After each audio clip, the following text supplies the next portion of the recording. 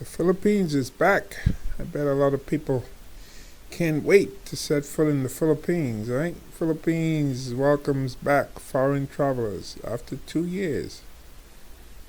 Let's see here. Manila, Philippines. The Philippines lifted a nearly 2-year ban on foreign travelers Thursday in a life-saving boost for its tourism and related industries as an omicron-fueled surge eases.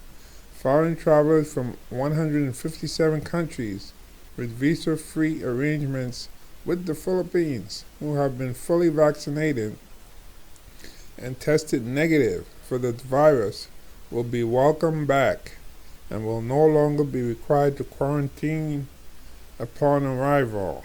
Hip hip hooray, hip hip hooray, hip hip hooray. Isn't that nice?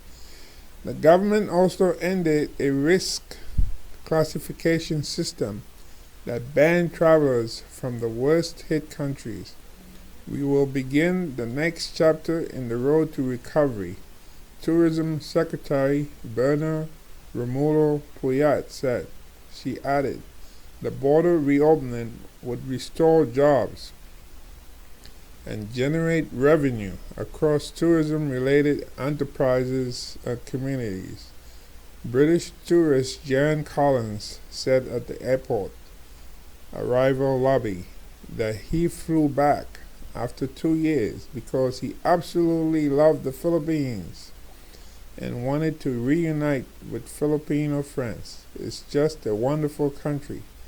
I am so glad that you're open again, the 60-year-old Collins told the Associated Press.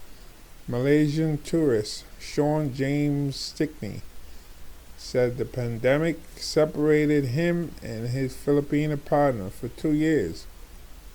So he took the first flight to Manila when the Philippines reopened to reunite with her and, God willing, get married.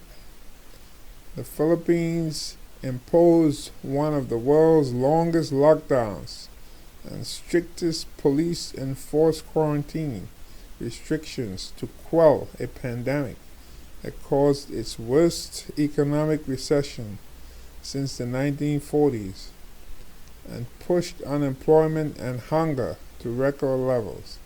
More than 1 million Filipinos lost their jobs in tourism, businesses, and destinations in the first year of the pandemic alone. According to government statistics, tourism destinations, including popular beach and tropical island resorts, resembled ghost towns at the height of the pandemic lockdowns, and a volcanic eruption and typhoons exacerbated losses.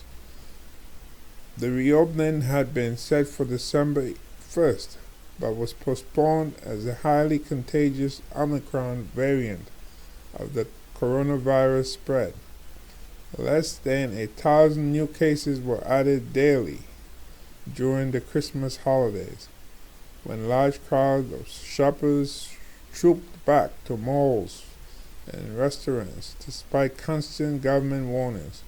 The subsequent surge peaked above 39,000 infections in a day in mid-January, but has since eased. Health officials reported about 3,600 infections on Wednesday, with 69 deaths, and have declared the entire archipelago, except for one southern region, at low to moderate risk.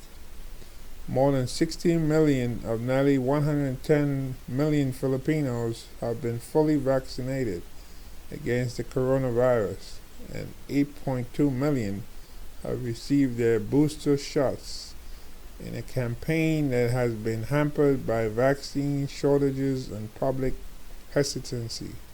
President Rodrigo Duterte warned Filipinos in televised remarks Monday that we are not over the hump and urged the unvaccinated to get immunized soon. If you are unvaccinated and you die, well, I'll tell you, good riddance. the tough talking president said. You can walk around, and if you get contaminated, you will be awfully very, very sorry for yourself and your family. So that's the good news. I know a lot of people been waiting to set foot in the Philippines. The Philippines are, depending where you go, once you leave Manila, some areas have some really beautiful, pristine beaches, white sand, even like Panglao Island down by Bohol.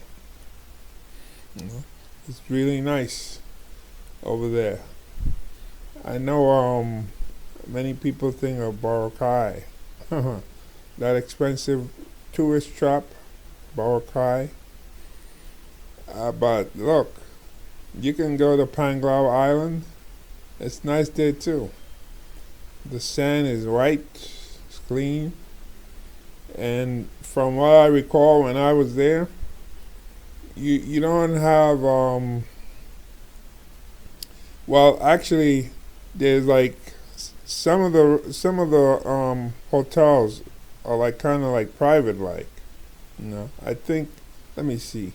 I think I stayed one time. I stayed at Bohol Beach Club, and that one you can walk the beach no problem, you know.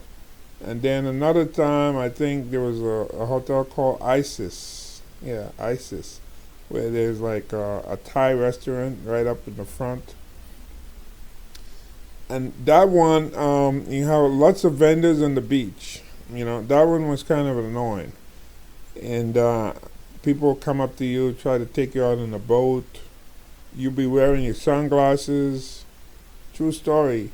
And somebody wants to sell me sunglasses. Yeah.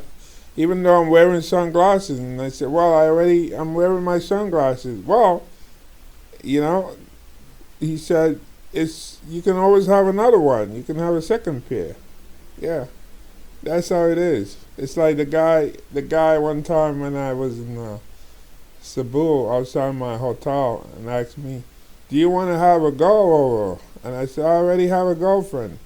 Well, it doesn't hurt. You can always have a second girl. You know, you can have a second girlfriend. Yeah. That's the kind of mentality in the Philippines, you know? Yeah. And say, so if you have one, that's not good enough. You can have a second, whether it's second sunglasses or second girlfriend. Yeah. It's always better in the Philippines, they say. Didn't they say that? I think that's one of the motto. Always better in the Philippines.